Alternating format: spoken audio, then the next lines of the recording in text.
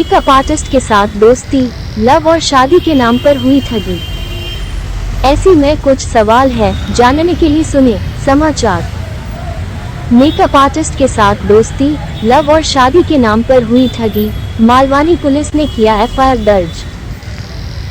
मुंबई की Malvani police station में एक मेकअप आर्टिस्ट ने दोस्ती, लव और शादी का झांसा देकर ठगी का मामला दर्ज किया है। पीड़ित महिला ने बताया कि विशाल हसमुख गांधी नाम के व्यक्ति ने पहली बार उसे 2017 में एक क्लब में पार्टी के दौरान मिला था। तभी उसने पहले दोस्ती किया, उसके बाद प्यार का किया और फिर करीब 3 से 4 महीने बाद शादी का ऑफर किया था। उस समय वो ओशिवारा में वह रहता था, उसके घर महिला का आना जाना था, एक परिवार की तरह रहते थे। महिला ने आरोप लगाया कि तुषार गांधी ने उसे अपने जाल में फंसाकर पहले 5 लाख कैश लिया और फिर धीरे धीरे करीब 90 तोला सोना लिया। उसने कहा था कि मेरा घर नीलाम हो जाएगा, केस हो जाएगा, लोन चुकाना है, ये सब बोलकर उसने पैसे और गोल्ड लिया। 2019 में जब महिला ने अपना गोल्ड मांगा तब कहा कि मैं देता हूँ, टेंशन मत लो। उसी बीच ऑडी कार खरीद लिया। महिला ने आरोप लगाया है कि कुछ गोल्ड पिघलाकर उसने बेच दिया है। 2021-25 दिसंबर को दोनों के बीच झगड़ा हुआ था, उसके बाद दोनों अलग हो गए और अब पैसे भी नहीं दे रहा है और फोन भी नहीं उठता है, दूसरी शादी भी कर लिया है।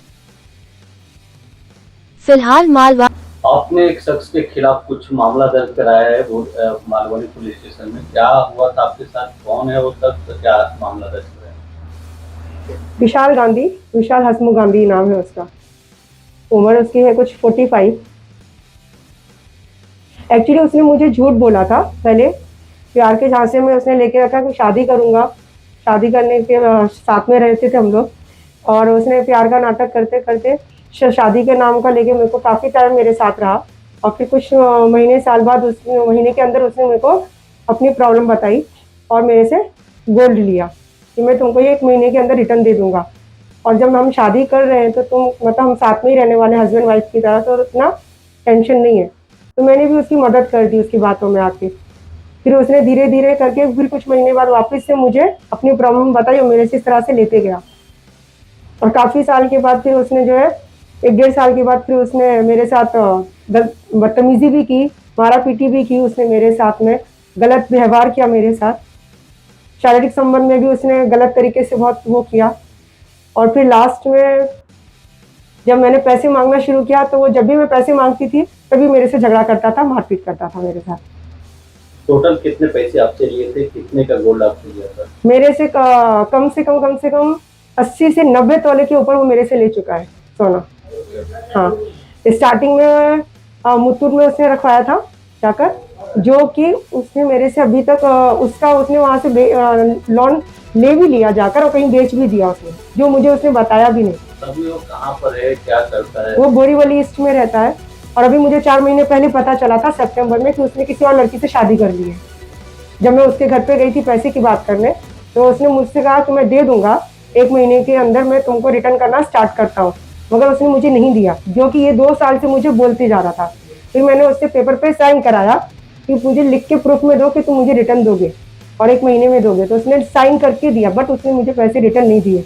अभी दिसंबर में मुझे हार थक के ये स्टेप उठाना पड़ा। पुलिस स्टेशन में आपने शिकायत दर्ज कराई है, क्या क्या सेक्शन लगा है और पुलिस ने क्या आश्वासन दिया?